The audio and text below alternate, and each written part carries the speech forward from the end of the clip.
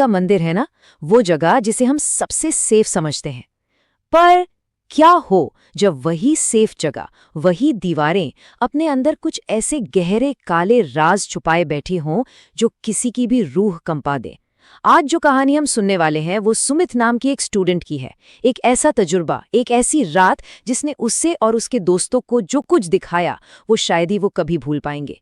तो चलिए चलते हैं उस अनहोनी शाम के सच की तरफ।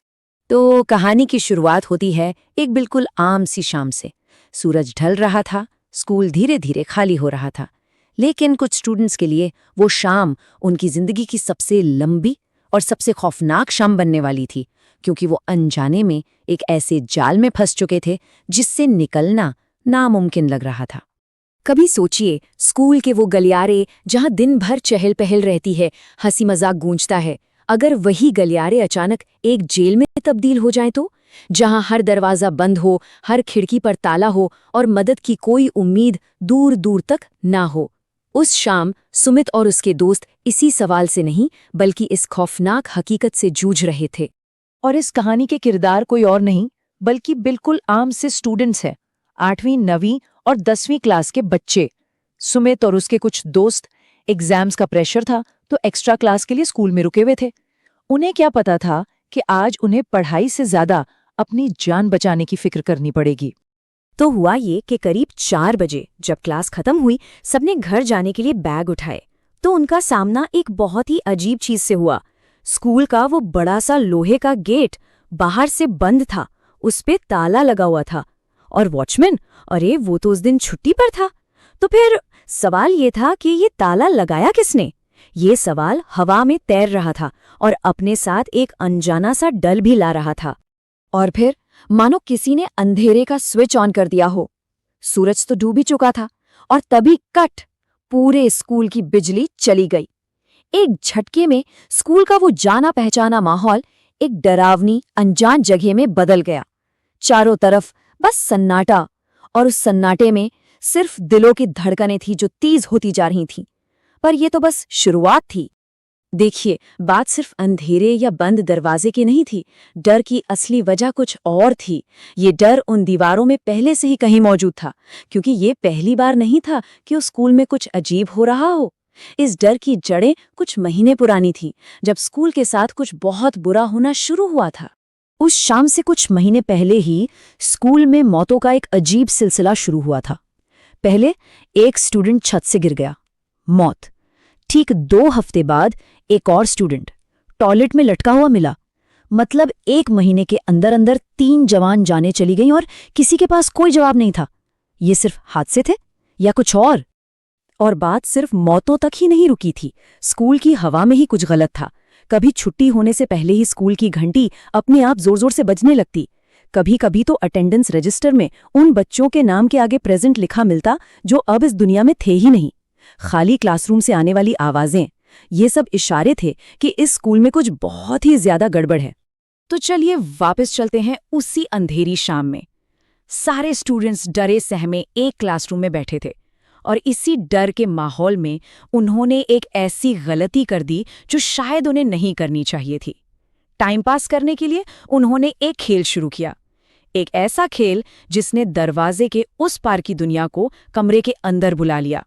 होता है ना, डर को भगाने के लिए कभी कभी हम कुछ बेवकूफ़ी भरी हरकतें कर बैठते हैं। वैसी ही एक बचकानी कोशिश में एक शर्त लगी।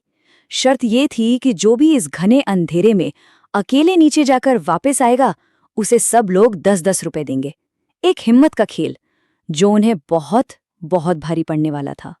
हिम्मत दिखाने के लिए 10वीं क्लास का एक लड़का अनमोल खड़ा हुआ। पूरे कॉन्फिडेंस के साथ उसने कहा, तुम लोग पैसे तैयार रखो, मैं अभी गया और अभी आया। और ये बोलकर वो अंधेरे में सीढ़ियों से नीचे चला गया। 1 मिनट बीता, 2 मिनट, 5 मिनट, कमरे में pin drop silence. 10 minute, 15 minute. अब जो मजाक मस्ती का माहौल था वो धीरे धीरे घबराहट में बदल रहा था। 20 मिनट गुजर गए। अनमोल का कोई अता पता नहीं था। खेल अब खत्म हो चुका था और डर का असली चेहरा अब सामने आ रहा था। और तभी कमरे के एक कोने में एक परछाई हिली। सबने देखा, वो अनमोल था। चुपचाप आके कोने में बैठ गया। सबने एक राहत की सांस ली। शुक्र है आ गया, लेकिन सिर्फ एक पल के लिए।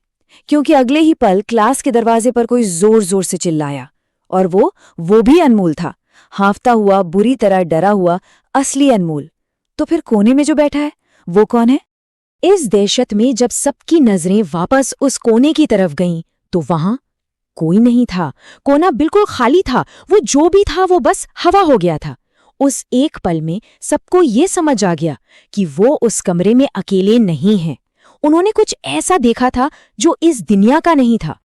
और फिर तो जैसे कमरे में कहर टूट पड़ा। लाइटें पागलों की तरह जलने बुझने लगी, भारी भारी बेंचें अपने आप जमीन पर घिसटने लगी, और सबसे डरावनी चीज, छत का पंखा बिना बिजली के पूरी रफ्तार से घूमने लगा, जैसे कोई अनदेखी ताकत उन्हें अपने होने का सबूत दे रही हो। दरवाजा तो पहले से ही जाम था, अब वो सच में फंस चुके थे। और इस पूरे खौफ के बीच उनकी नजर उस चीज पर पड़ी जिसने उनकी रूख सुखा दी। क्लास की सबसे ऊंची अलमारी के ऊपर एक छोटा सा लड़का बैठा था। वो सिसक सिसक कर रो रहा था, और उसके शरीर से एक अजीब सी नीली रोशनी निकल रही थी।